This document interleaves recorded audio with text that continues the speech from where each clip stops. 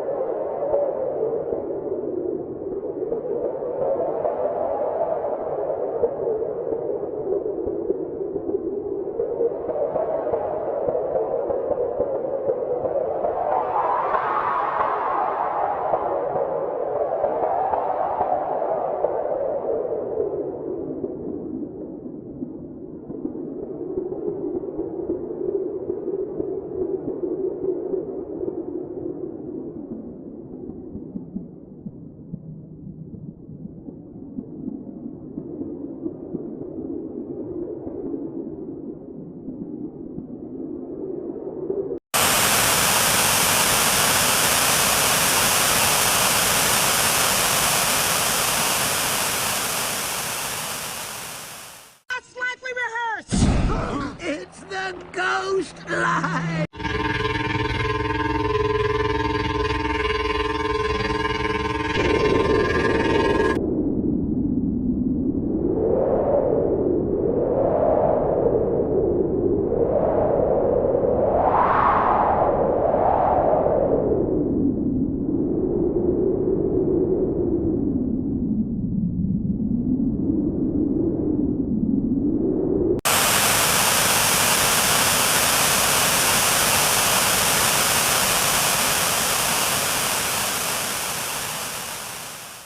His mischievous ways weren't on purpose. Hanrahan was teaching a parrot to talk. Jiminy caught on. One day I came home and I heard someone say, "Hello," and that was what I was teaching my parrot. But at the time, unbeknownst to me, I was like, I didn't know he could talk. Jiminy is 11. Hanrahan has had him most of his life. It's a life she says he was robbed of.